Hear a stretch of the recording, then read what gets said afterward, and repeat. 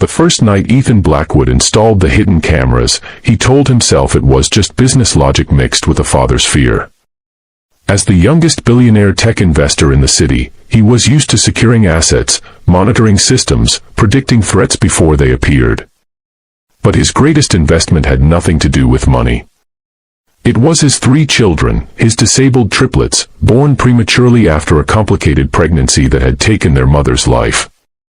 That loss had carved a permanent silence inside Ethan, and since that day, his world revolved around protecting what little family he had left. The triplets, Leo, Noah, and Eli, were 2 years old, fragile, unable to speak, unable to walk, and diagnosed with a rare neurological condition that doctors said might never improve. Some caregivers had quit within weeks. Others looked at the children with pity, impatience, or worse, hidden frustration. Ethan never trusted easily. So when he hired a new maid, a quiet young woman named Clara, he activated the cameras not out of cruelty, but out of fear. He never told her. He simply wanted to know the truth of how his sons were treated when no one important was watching. Clara arrived on a rainy Monday morning, wearing worn shoes and a simple blue uniform. She didn't ask questions about the size of the mansion or the silence that hung heavy in its halls. She didn't stare at Ethan's expensive watch or the portraits on the wall. When Ethan introduced her to the triplets, she knelt down immediately, eye level with them, and smiled as if she had all the time in the world. Ethan noticed it, but dismissed it as an act. People often acted kind on the first day. What mattered was what happened later, when patience wore thin, when crying echoed for hours, when feeding took too long, when progress never came. That was when true character showed itself. That was why the cameras existed. The first few days, Ethan barely watched the footage. Work kept him busy, meetings ran late, and exhaustion followed him home. But one night, unable to sleep, he opened the security app on his phone. The screen split into different angles of the nursery, the playroom, and the kitchen. He expected boredom. Instead, he saw Clara sitting on the floor, surrounded by toys, gently clapping her hands to a slow rhythm. The triplets were in front of her, supported by soft cushions. They weren't moving much, but their eyes were fixed on her face. She sang quietly, not a nursery rhyme, but a soft, steady hum. When Leo began to cry, Clara didn't rush or sigh. She placed a hand on his chest, matching her breathing to his until his sobs slowed. Ethan felt something tighten in his chest. He told himself it was nothing. Just one moment. Anyone could be patient for a camera. But the moments kept coming. Every night, Ethan watched more. Clara spoke to the boys constantly, even though they couldn't answer. She explained what she was doing, praised them for the smallest reactions, celebrated things doctors had told Ethan didn't matter. "Good job holding your head up, Noah," she whispered one afternoon, tears shining in her eyes as if it were a miracle. Ethan scoffed at first. He had spent millions on specialists who told him to manage expectations. Hope, they said, could be dangerous. Yet here was this maid, earning a fraction of what those doctors did, offering hope freely, without fear. One evening, Ethan saw something that made him sit up straight. Clara had placed the triplets in a circle on soft mats. In the center was a pot and a lid. She gently tapped the lid with her fingers, creating a soft metallic sound. The boy's eyes widened.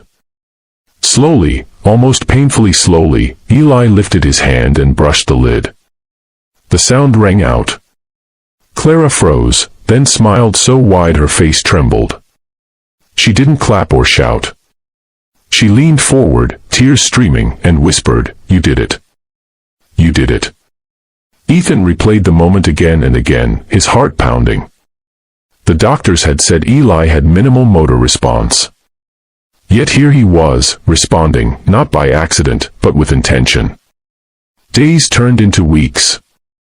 Ethan's work began to suffer because his mind was no longer in boardrooms, it was in the nursery, watching screens, waiting for small miracles. Clara never knew she was being watched. She never exaggerated her care. When the boys were difficult, she stayed calm. When she was exhausted, she sat on the floor and rested with them instead of leaving them alone. One night, Ethan saw her reading to them long after her shift ended.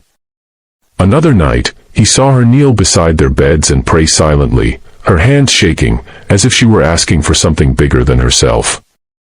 Then came the night that changed everything.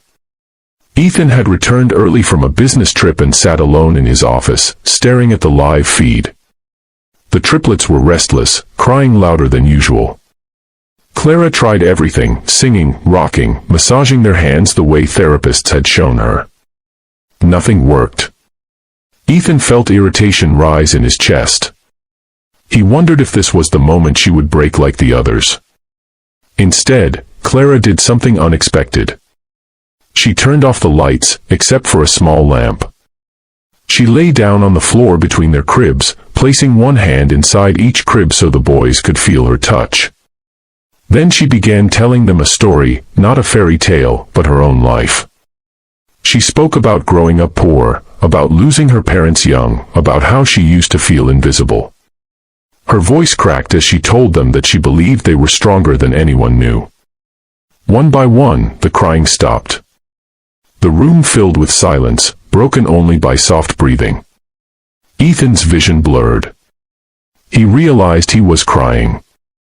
Not quietly, but with deep, shaking sobs he had held back for years. He thought about his wife, about the promises he had made to protect their children, about how protection wasn't just about money or cameras, it was about love, patience, and belief. In that moment, Ethan understood something terrifying and beautiful. Clara was giving his son something he never had. Time. The next morning, Ethan did something he had never done before. He canceled all his meetings. He sat in the playroom while Clara worked, no cameras, no screens. He watched her interact with the triplets in real time. When she noticed him, she looked nervous, afraid she had done something wrong. Ethan surprised her by sitting on the floor and asking her to show him what she did every day. For the first time since his wife's death, Ethan laughed as one of the boys responded to a sound. For the first time, he felt hope without fear. Weeks later, Ethan made a decision that shocked his entire staff. He removed all hidden cameras from the nursery. He raised Clara's salary beyond what she could imagine. But more than that, he asked her to stay, not as a maid, but as part of the family. He invested in new therapies inspired by the methods Clara used instinctively: music, touch, patience, emotional safety. The doctors were stunned when the triplets began showing slow but undeniable improvement. Small movements. Longer focus. Gentle sounds that almost resembled words.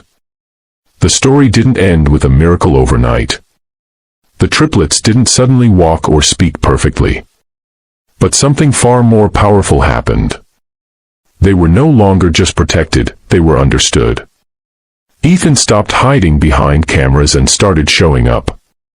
He learned that true wealth wasn't measured in billions, but in moments, like the first time Noah smiled at his father, or the first time Leo responded to his name. And if this story moved you, if it reminded you that kindness can change lives, that patience can unlock miracles, and that sometimes the greatest heroes are the ones no one is watching, then don't forget to subscribe to this channel. Because stories like this aren't just entertainment. They're reminders of what truly matters. Subscribe now, and stay with us for more powerful, emotional stories that touch the heart and change the way you see the world.